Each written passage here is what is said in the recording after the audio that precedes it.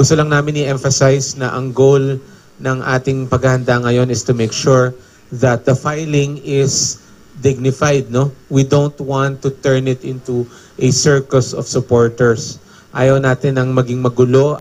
Ito ang pakiusap ng Commission on Elections sa mga politikong maghahain ng Certificate of Candidacy simula bukas hanggang October 17. Sa mga nagdaang eleksyon kasi, may mga pakulo pa ang mga taga-suporta sa labas ng COMELEC building sa Maynila. Sabi ng COMELEC, hindi lahat papapasukin sa loob ng gusali. Ang mga kandidatong senador, pwede lang magdala ng 4 na kasama. 10 naman sa bawat party list group ang papayagan sa loob mula alas 8 ng umaga hanggang alas 5 ng hapon. Ayon sa COMELEC, handa na sila para sa pag-file ng Certificate of Candidacy bukas. Ang nakikita nyo, itong 4 na tables na to, pwede magsabay-sabay ang 4 na kakandidato sa pagkasenador sa kanilang pag-file ng COC.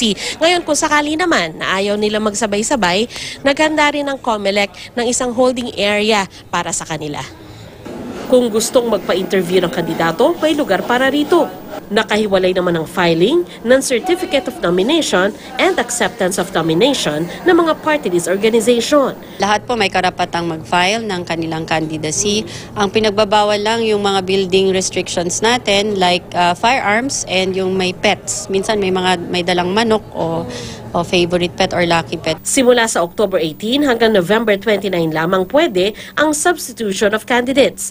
Ito yung pwedeng umatras ang naghain ng COC para magbigay daan sa iba.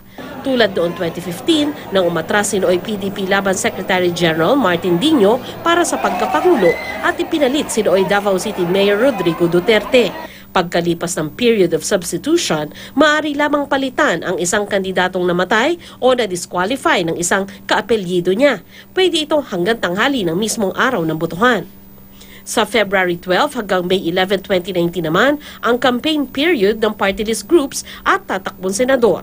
March 30 hanggang May 11, 2019 naman, ang kampanya para sa pagkakongresista.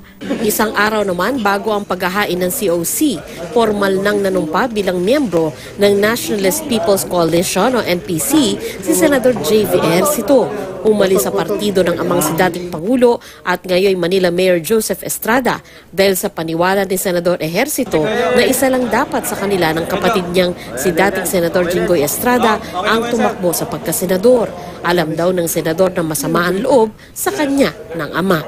Bagamat meron kami disagreements, siguro minsan magpagkakaiba ng pananaw, hindi ko pinuputol yung pagiging ama, yung respeto ko, yung pagmamahal nandyan. Utang ko buhay ko, pagpapalaki sa akin sa kanya. Sandra Aguinaldo, GMA News.